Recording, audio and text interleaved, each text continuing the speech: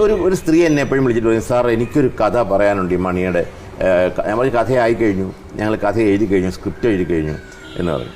അപ്പോൾ ഞാൻ ഫോൺ വെക്കും, വീണ്ടും ഒരു വിളിക്കും, സാർ ഒന്ന് കേൾക്കൂ, നമ്മൾ ഭയങ്കര ബിസിയാ സഹോദരി എന്നൊക്കെ പറഞ്ഞ് കട്ട് ചെയ്ത് ലാസ്റ്റ് എന്നോട് പറയും, സാർ 1 മിനിറ്റ് എനിക്ക് തരൂ എന്ന് പറഞ്ഞാൽ ഞാൻ പറഞ്ഞ് കഥയായല്ലോ, അടുത്ത സിനിമയ്ക്ക് നമുക്ക് കഥ കേൾക്കാം.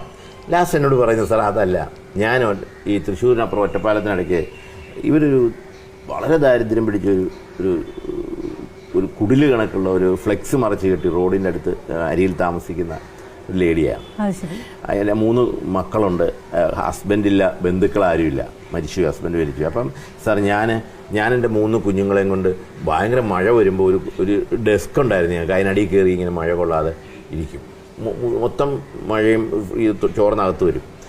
ഒരു ദിവസം ഒരു വലിയ വണ്ടി വന്നിട്ട് റോഡിൽ നിന്ന് നേരെ ഞങ്ങളുടെ വീട്ടിൻ്റെ അടുത്തോട്ട് വന്നിട്ട് നിർത്തി. അതിൽ നിന്ന് നനഞ്ഞൊലിച്ച് മഴയത്ത് ഒരാൾ നടന്നു വരിക. ഞാൻ നോക്കിയപ്പോൾ മണി, കലാഭവൻ മണി. ഞാൻ ഞെട്ടിപ്പോയി. അപ്പോൾ ഞാൻ കരഞ്ഞുകൊണ്ട് പുള്ളെടുത്ത് പറഞ്ഞു, അകത്തൊന്നും ഇരിക്കാൻ സ്ഥലമില്ല, മഴയാണല്ലോ അകത്തേക്ക്. പറഞ്ഞില്ല, ഞാൻ ഈ മേശക്കടിയിൽ ഇങ്ങനെ നിങ്ങളിരിക്കുന്ന കണ്ടപ്പോൾ ഈ ഡോറിങ്ങനെ കാറ്റത്ത് മാറുമല്ലോ, അത് കണ്ടപ്പോൾ ഞാൻ ചവിട്ടി നിർത്തി പുറമോട്ട് വണ്ടി എടുത്ത് ഞാൻ കുറേ നേരം നോക്കി കിടന്നു. കാരണം ഞാനിങ്ങനെ എൻ്റെ കൊച്ചുനാളിൽ ഇങ്ങനെ ആയിരുന്നു. മഴ പെയ്താൽ ഒരു തുള്ളി വെള്ളം വെളിയിൽ പോകില്ല, മനസ്സിലായോ? ഞാനും അച്ഛനും അമ്മയും ഒക്കെ കൂടി ഇത് കണക്കൊരു മരപ്പലകയുടെ താഴെ ഇരുന്ന കാര്യം ഞാൻ ആലോചിച്ചു. ഈ വീട് നിങ്ങൾക്ക് ഇത് ഈ സ്ഥലം സ്വന്തമാണോ? അല്ല സാർ, പുറമ്പോക്കാം, സർക്കാർ വന്നാൽ ഞങ്ങൾ മാറണം, ഇത് റോഡിൻ്റെ സ്ഥലമാണ്.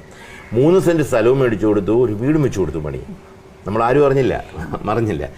നമ്മൾ ഒരു കൈ കൊണ്ട് കൊടുത്താൽ മറുകൈ അറിയില്ലെന്ന് പറയുന്ന ആളാണ്.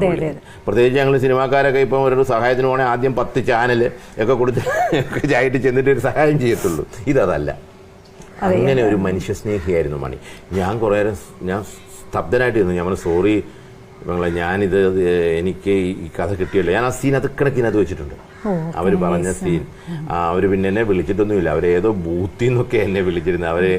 അവർ കാണുന്നുണ്ടായിരിക്കും. അതേ കണക്ക് ഞാൻ ഈ സീൻ ഈ ചിത്രത്തിൽ ഉൾപ്പെടുത്തിയിട്ടുണ്ട്. നമ്മളൊരു സിനിമയിൽ വന്നു കഴിഞ്ഞാൽ തന്നെ ഒരു നടീനടന്മാരുടെ ലൈഫ് നോക്കുകയാണെങ്കിൽ തിരക്കായിരിക്കും. നമ്മൾ അവരെ കുറ്റപ്പെടുത്താൻ പറ്റില്ല. 2-3 സൂപ്പർ ഹിറ്റ് സിനിമ കഴിഞ്ഞാൽ പിന്നെ നമുക്ക് അവരെ ചിലപ്പോൾ ആദ്യത്തെ പ്രൊമോഷനൊക്കെ ഇങ്ങോട്ട് വിളിക്കുമായിരിക്കും. പിന്നീട് ആരും വിളിച്ചാൽ ഫോൺ എടുക്കില്ല എന്ന് പരക്കെ പരാതിയുണ്ട്. അങ്ങനെ നോക്കുകയാണെങ്കിൽ സർ, കലാഭവൻ മണി എന്ന നടൻ്റെ ആ ഒരു ജീവിതത്തിലെ ആ ഒരു ഉയർച്ചയും താഴ്ചയും എങ്ങനെ സർ കാണുന്നു? അത്